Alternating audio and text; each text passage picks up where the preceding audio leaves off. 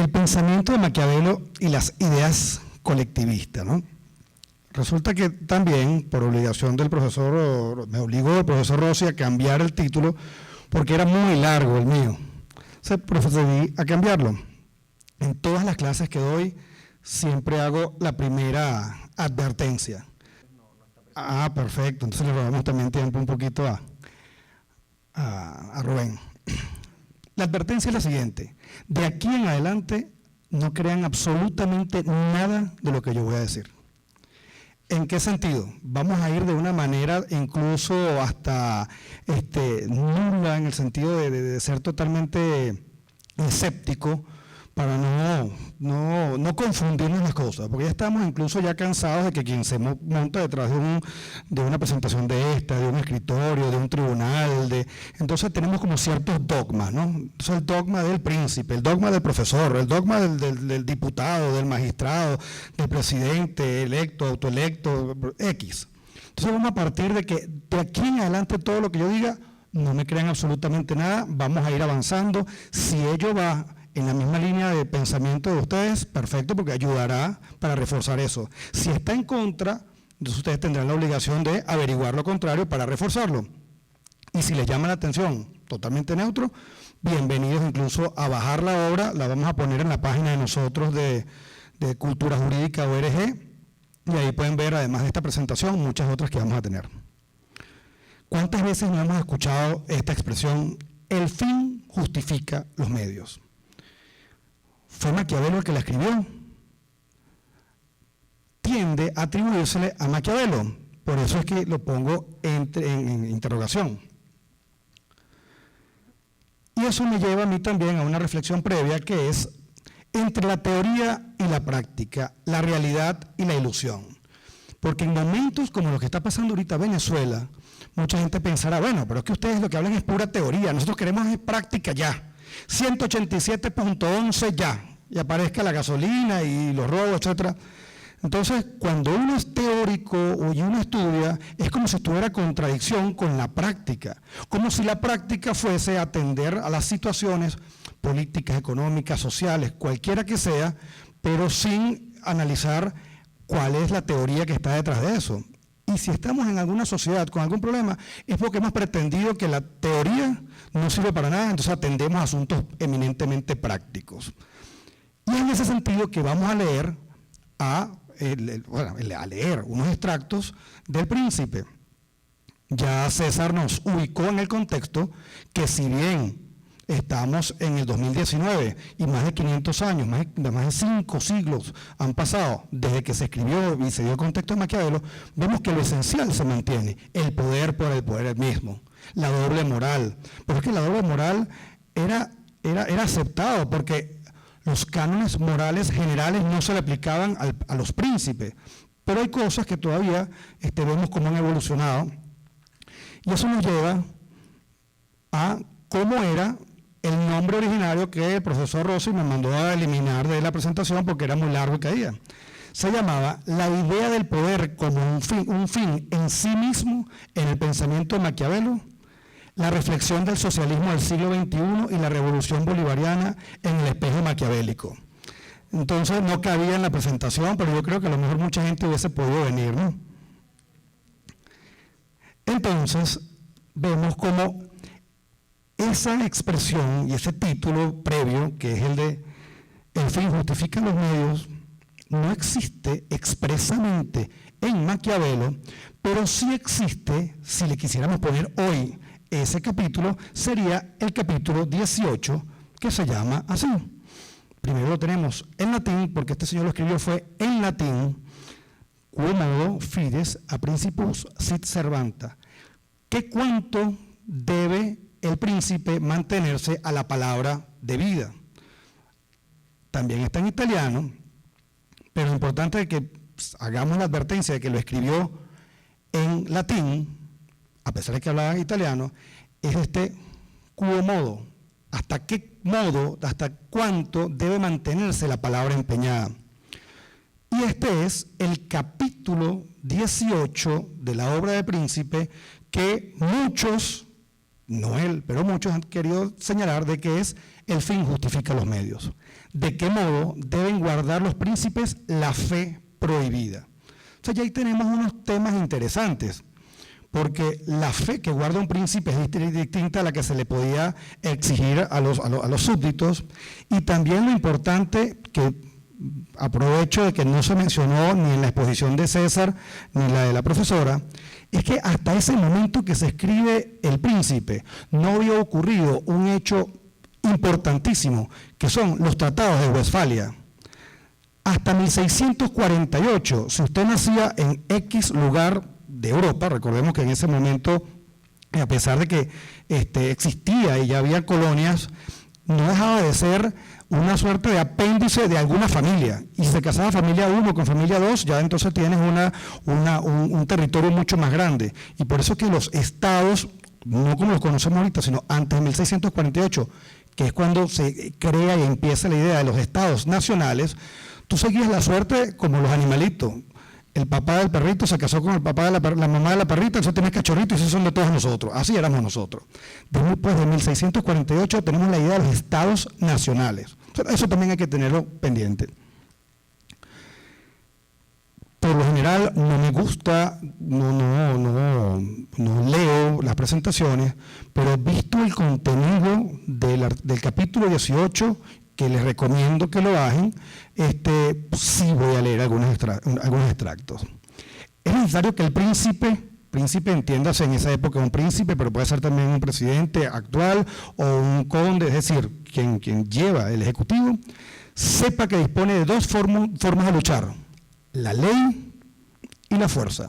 El primero es propio de hombres, el segundo de las bestias, pero como a menudo no basta el primero, es preciso recurrir al segundo. Le es, por ende, indispensable a un príncipe hacer buen uso de uno y de otro, ya simultánea, ya sucesivamente.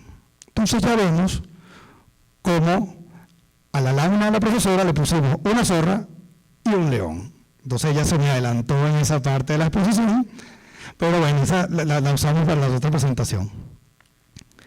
Desde aquí un príncipe se ve en la precisión de obrar competentemente conforme a la índole de las bestias, o sea, ya no es por la ley, sino por las bestias, y recordemos que estamos hablando a principios del siglo XVI, todavía no tenemos los principios de la Revolución Francesa, de separación de poderes, etcétera. Los que hace de imitar son el león y la zorra, según los casos en que se encuentren. El ejemplo del león no basta, porque este animal no se preserva de las trampas, y la zorra sola no es suficiente, porque no puede librarse de los lobos. Es necesario, por consiguiente, ser zorra para conocer las trampas y león para espantar a los lobos. Pero los que toman por modelo al último animal no entienden sus intereses. Sigue Maquiavelo. Pero es menester saber encubrir ese proceder artificioso. Es que incluso siendo animal, siendo hombre, siendo zorra o siendo león, hay que ser artificioso y ser hábil en disimular y en fingir. Los hombres son tan simples y se sujetan a la necesidad en tanto grado que el que engaña con arte haya siempre gente que se deje engañar. No quiero pasar en silencio un ejemplo fehacentísimo. El Papa Alejandro VI, que ya hablamos de Alejandro VI, se le cuentan más o menos 8 hijos, creo que fueron 6 o 4 legítimos y 4 ilegítimos, dentro de la legitimidad que ello cabe. Recordemos que en esa época tampoco podemos verlos con los mismos cánones actuales, pero eran ilegítimos unos grupos de ellos. El Papa Alejandro VI no hizo jamás otra cosa que engañar a sus prójimos, pensando incesantemente en los medios de inducirles a error, y encontró siempre ocasiones de poderlo hacer.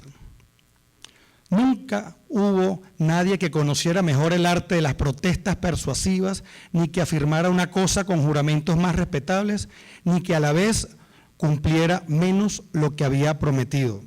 No sé, hay gente que habla medias cosas de los papas, ¿no? Como si los papas fueran infalibles en el siglo XXI o en el siglo XVI. Es decir, tener alguna crítica u observación contra un papa, cualquiera sea el siglo que sea, es válido.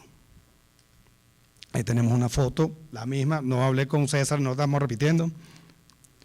No hace falta que un príncipe posea todas las virtudes que antes hice mención, pero conviene que aparente poseerlas.